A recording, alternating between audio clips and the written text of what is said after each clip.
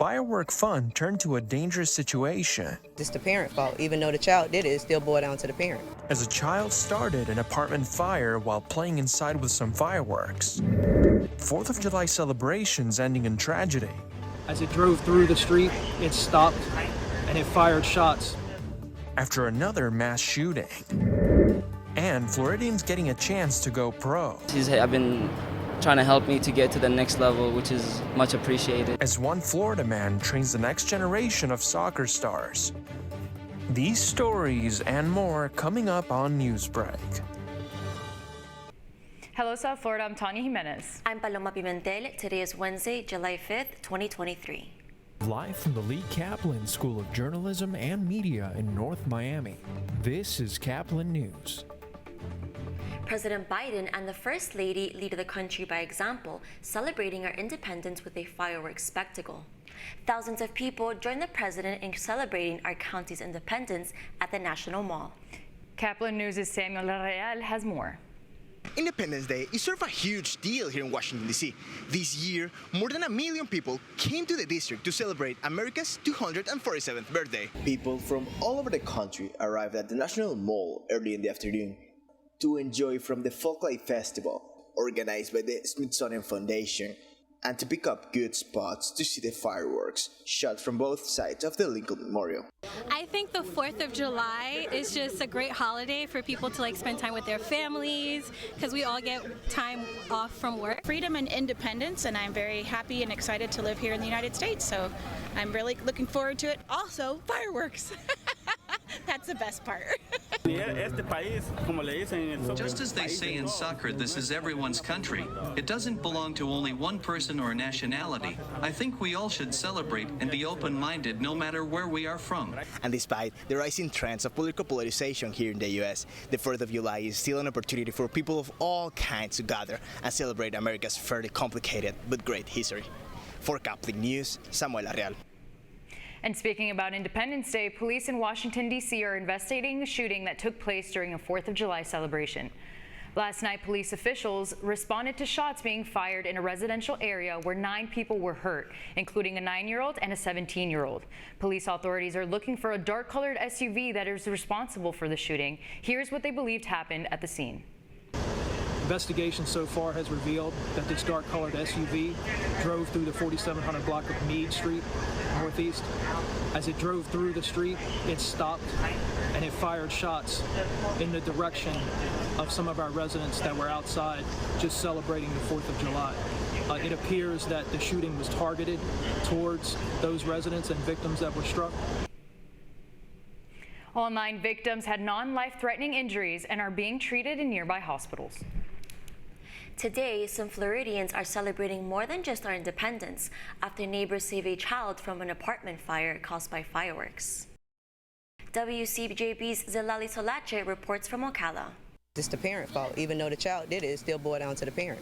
Multiple families escaped the worst after a fire broke out in the Berkeley Point apartments. Witnesses say one of the children who escaped the flames was the one who started it. As I was sitting on the porch, all I heard was like the fireworks going off, but I was thinking maybe the grown-ups was lighting them early for them, and then like when I heard the big one go off, boom, that's when the neighbor, he was running, he was like, hey, somebody help me, and I'm like, what's wrong? And he was like, the building on fire, I think the kid's trapped in there. Witnesses tell me the 7-year-old child was left alone in the home. He got a hold of fireworks and lit them indoors, starting the flames. When I let my little boy down, to play with him, when he said the building was on fire, I just jumped and told my daughter, stay up here with the infant, and I ran down the stairs to help him. And he broke the window out, and when he broke the window out, the wind went in and the fire just said whoosh. Firefighters were able to rescue a dog that was trapped inside of this unit. And residents tell me all of this could have been prevented.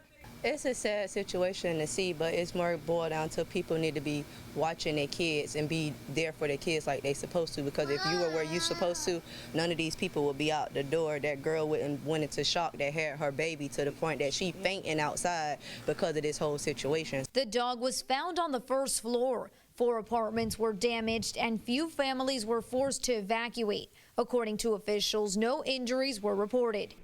That was reporter Lali Solache from WCJB. The Consumer Product Safety Commission says more than 10,000 firework injuries and 11 deaths were reported last year. Among those fatalities was an 11-year-old child. The families of those killed during the Parkland shooting can now tour where it all happened. Starting today, relatives of the shooting victims can, and at their request, take private tours of the 1200 building at Marjorie Stoneman Douglas High School. Prosecutors, law enforcement, and victim advocates will guide the families through tours of the crime scene, which are expected to go on for the next couple of weeks. Several officials and federal agencies of the Biden administration can no longer contact social media companies about content on their platform, a judge ruled on Tuesday. U.S. District Judge Terry Doughty, a Trump appointee, issued the injunction ordering agencies and officials not to communicate with social media companies about taking down posts containing protected free speech. Agencies like the FBI can still work with these companies regarding security threats. Today, Wynwood's ever-changing landscape evolves as new local artists leave their mark on the city. Our reporter Daniela Tolke has the story. Artists flock to Wynwood to leave their marks on the walls, transforming the area into an open-air gallery. When I started doing graffiti, it was in the 80s, and it was very much underground. It was very much not understood or appreciated by the public. The public didn't even know what it was we were doing. They thought it was gang activity. And I almost miss the innocence of those days where we could just kind of do our thing. And there was no social media, no internet, no way for things to go viral and be copied right away and for them to become so commercialized. I declared myself an artist in 1987 for no apparent reason.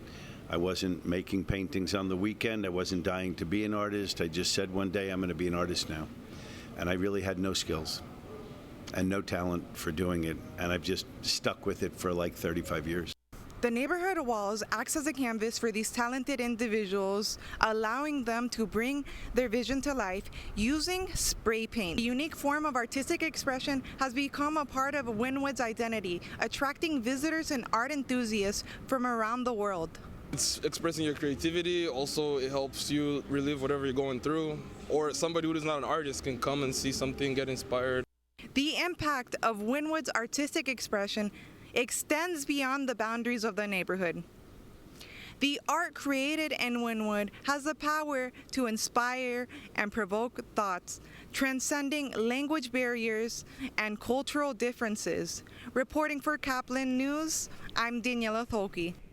A family entering a new era just after one of Taylor Swift's shows.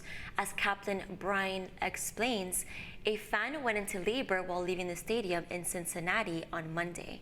An Ohio baby came into the world in style, but his mother had to do more than just shake it off when she went into labor at the Taylor Swift Eras Tour. Tori Hedges found out the concert was weeks before her due date, but she still wanted to make the trip to Cincinnati to experience the show. We were just happy we could get down there and go, hoping that I would be able to make it, and luckily was able to make it for the most part. Hedges and her group sat on the far end of the stadium behind the stage in the upper section. It meant a long walk down to the main concourse after the 3-hour-long show concluded. It was literally not even 20 minutes after she got off the stage when we were leaving, going down the ramps. That's when I was like, I think I gotta go to the bathroom. When my friend realized what was happening, she started freaking out and grabbed whoever, the first person she could find. Nico Akabuki was that first person. She came right up to me and said, my friend's water just broke. Everyone was in a state of shock, but Akabuki called 911. She goes, well, should we call 911? I said, I already did. And I said, how do you think you're going to get out of here with all these people?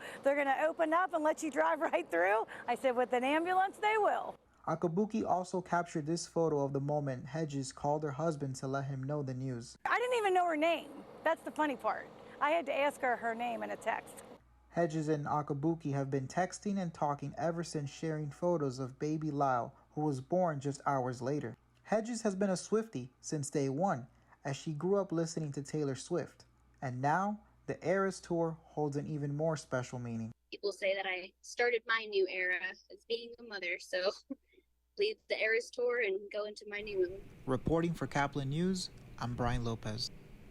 The Marlins take on the Cardinals in a big-hitting Independence Day game. That's still ahead, and so is the story.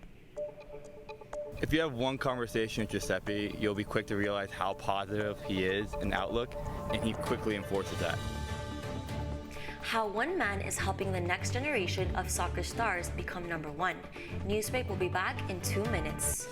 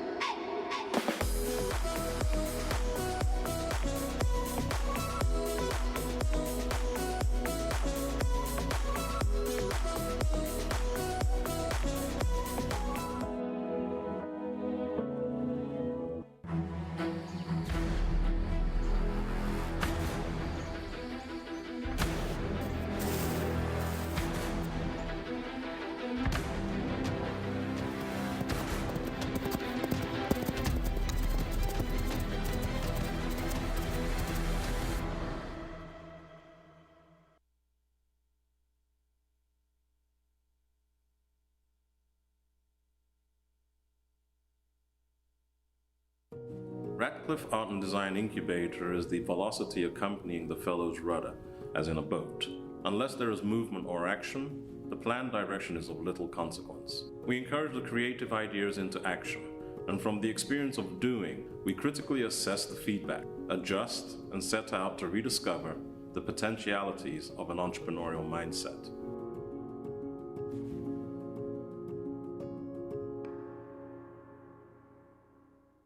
Stem is precise, no margin for error.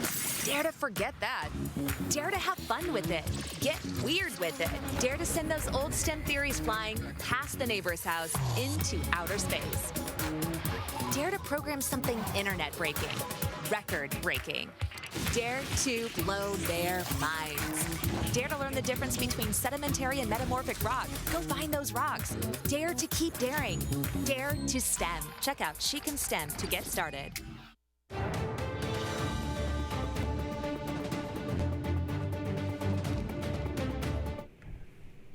Going pro takes hard work and passion, and one Florida man is training the best of the best.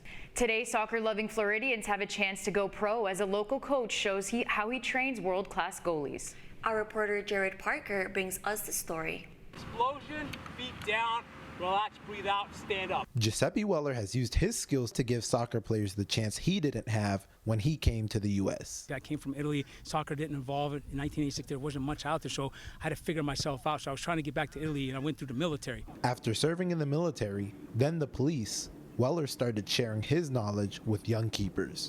I've been trying to help me to get to the next level, which is much appreciated. And he's a really nice, good dude. Dozens of professional and collegiate players have come through Weller's program because of his approach. I get the first timers that come out here, whether it's a parent of a boy or girl, they all want to know, is this together with boys and girls? Run like an athlete, here, pop them up. I've integrated both boys and girls or women's and men's in this on purpose to get them to be able to be more workable within themselves, because the job world is like that, right? Weller created an environment where he can push his players to their max potential while uplifting them. If you have one conversation with Giuseppe, you'll be quick to realize how positive he is in outlook, and he quickly enforces that. His players even stay after training is finished just to get in some extra work. Coaches can only do so much in there, and the player has to do a little bit more themselves. So when they have these positive moments of being able to figure out what they need to adjust, and then after practice, they have that time to do that. 3 words players use to describe Giuseppe: